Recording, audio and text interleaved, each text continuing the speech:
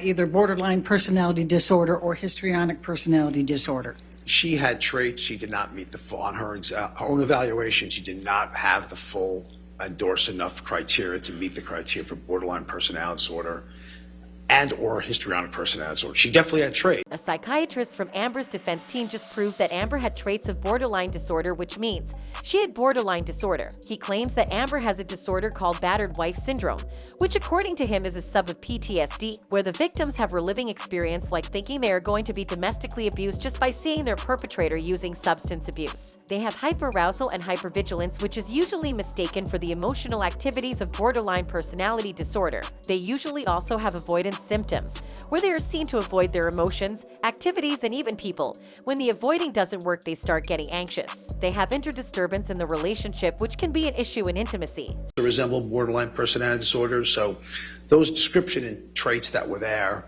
A, did not meet the full criteria for borderline, and B, could readily easily be explained by battered wife syndrome, a form of PTSD. So according to the psychiatrist, not only does Amber have borderline disorder, she also has symptoms for PTSD. Depp and how they responded. So Ms. Heard discussed in trying to, again, as the victim, trying to save the relationship, discussed with Dr. Bang.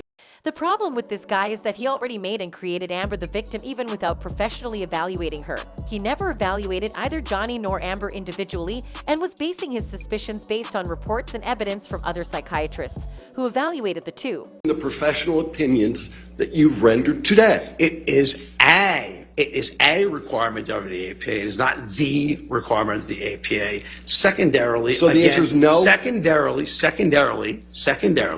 again, he is also arrogant and rude, and whenever Johnny's team asked him a question, he would either evade the question with stories or he would answer with a question of his own. The judge has had to tell him to just stick to answering questions and stop being irrelevant in court. This rudeness doesn't follow to Amber's lawyers though, since he's obviously being paid to defend her, so he becomes calm and kind when talking to Amber's lawyers. He tried proving that Amber was the victim because when she accused Johnny of domestic violence, Johnny said nothing. Everyone, even the court, knows this is hearsay, because for one, he wasn't present during that meeting and all he knew about the meeting is what had been said by one of the witnesses. Johnny might have chosen to be silent because he thought the question asked was making no sense if he was the one being abused. The psychiatrist's words are objectified and sustained because he was crossing lines that weren't his to cross. He also said that Johnny lacked memory stability because he had failed 27 points out of the 30 points in his psychiatric exam. Section tests memory. It's the only section you testified about.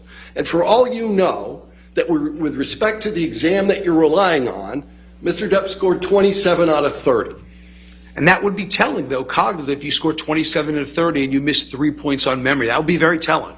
He lacks credibility because he says that he came to the conclusion that Johnny's memory is not okay because the memory points are 3 and Johnny had failed 3 points. He didn't personally evaluate Johnny, so how did he come to render a diagnosis on a patient he never treated?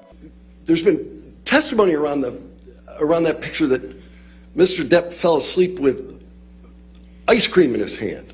That's not vomitous, right? I was told it was vomitous. Okay. He claims that he was told that the picture with spilled ice cream on Johnny was Johnny's own vomit, which means he didn't really watch depositions as he had claimed, and if he did, he didn't remember. The incident has been talked about so much. How did he not hear it during the ongoing trial? He might have involuntarily revealed Amber's psychological issues, but he is still not believable.